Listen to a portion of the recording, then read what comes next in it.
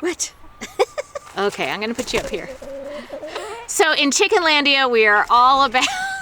She didn't want to be all about Chickenlandia right now. In Chickenlandia, we are all about preventing issues. Just live vicariously through me. I've been doing this a long time, and I know the issues that come up during certain seasons. Today, I want to talk about 2 things that happen during the season that we're in right now that you need to watch out for. So let's talk about it.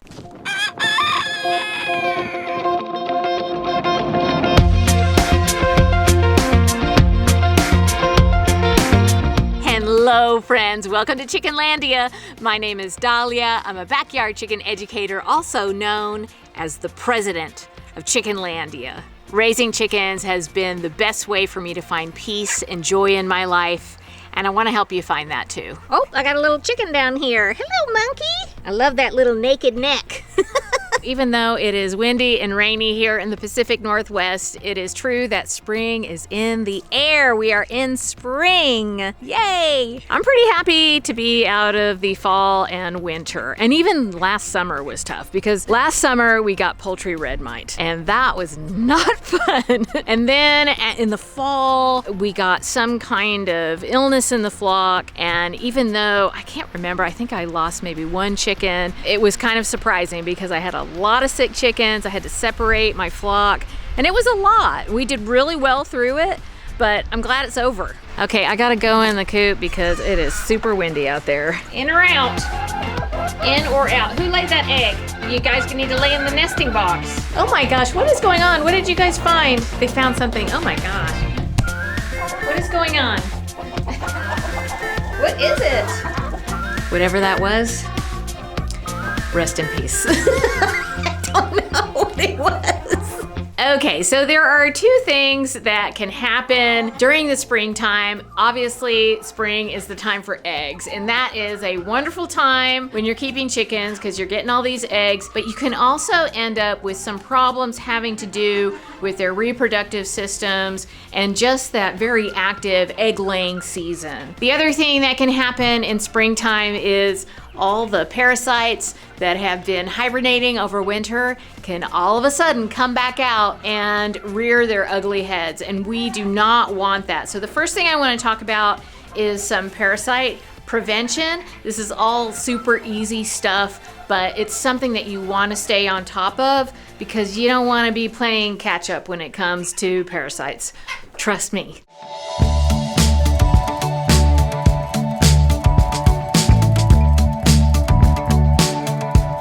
So there are parasites that will live on a chicken's body all the time.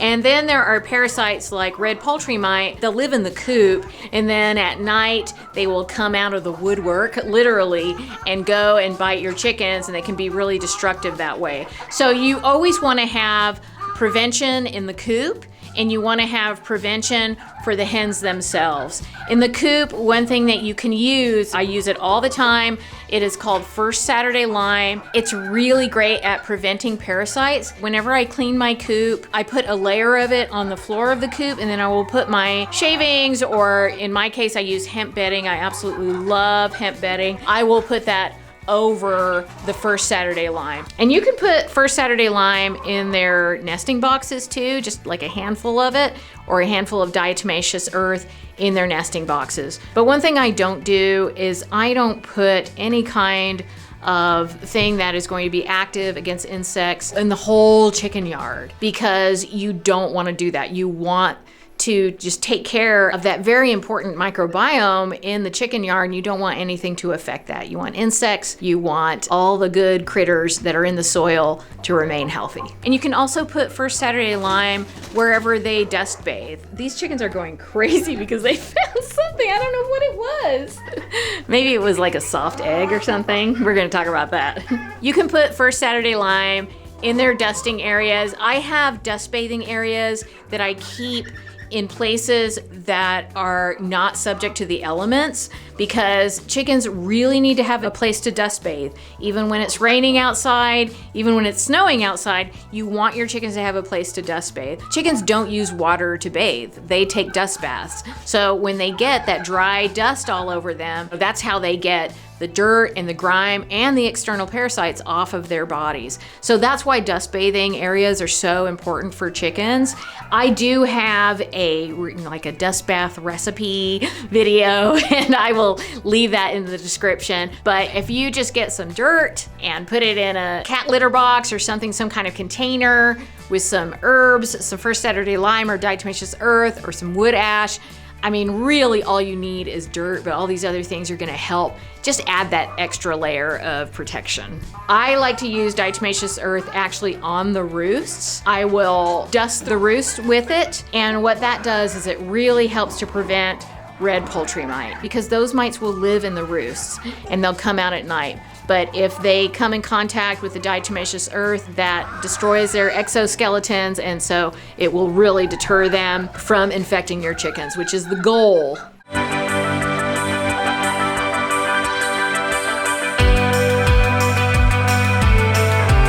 Let's see if it's still super windy outside. It's not that bad. Another thing that is going on in springtime is your chickens are laying lots of eggs, hopefully. And when they are laying so many eggs, we really want to support their bodies. Obviously, you want to give your chickens a calcium supplement. This can be oyster shell. It can be you feeding them their eggshells back to them. If you're doing that, make sure you're also giving your chickens some calcium-rich scraps just to renew those calcium stores in their bodies. But I do want to say that calcium is not the only thing that your chickens need to support their reproductive systems. That is one major part of it, but they need a balance of vitamins and minerals in order to keep that system healthy. One of the ways that I give my chickens extra minerals is I actually add a mineral supplement into their chicken feed. Whenever I'm putting their feed in their feed container, I add the conditioner, which is from Redmond Agriculture. The conditioner is actually bentonite clay.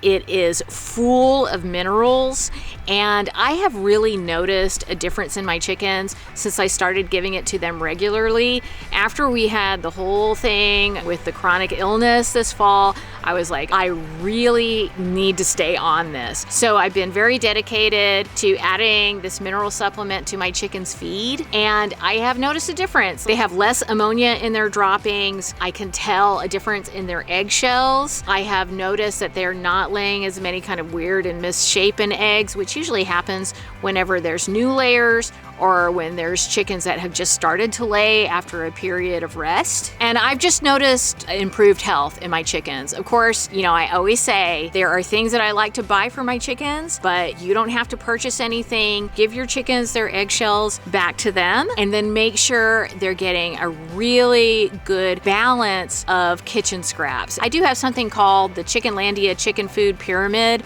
I talk about it on my online course, and I talk about it in my book.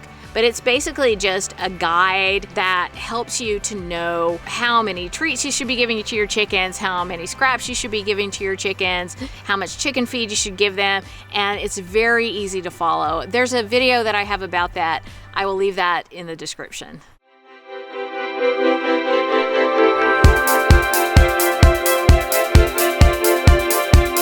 If you're repeatedly seeing weak eggshells, malformed eggs in your flock, then one thing that you might want to do, and it's something that I have done for a very long time, is I will add the homeopathic cell salt calc phos to my chickens' water just a few times a week. And you're not going to overdose them on it. This is a homeopathic that I'm talking about. I have used homeopathics for 30 years. I think it's been 30 years. A long time. For 100 years. Since I was 20, that's when I started, and I'm 50 now, so 30 years. And I have seen them work. I know some of you aren't into homeopathics. If you're not, that's okay. But if you are, that's my suggestion, is to add the homeopathic calc phos to their water. And that will help to balance their calcium and phosphorus and will hopefully get those eggs in good shape. Now, there are other reasons why your chickens might be laying malformed eggs. Sometimes it has to do with illness. Sometimes it has to do with age. I do have a whole video about that. It really goes into detail about it. And guess what? It's on the screen right now. All you have to do is click on it. It's 100% friendly backyard chickens, education and entertainment. And I know you're gonna love it. Okay, let's go see what these chickens ate.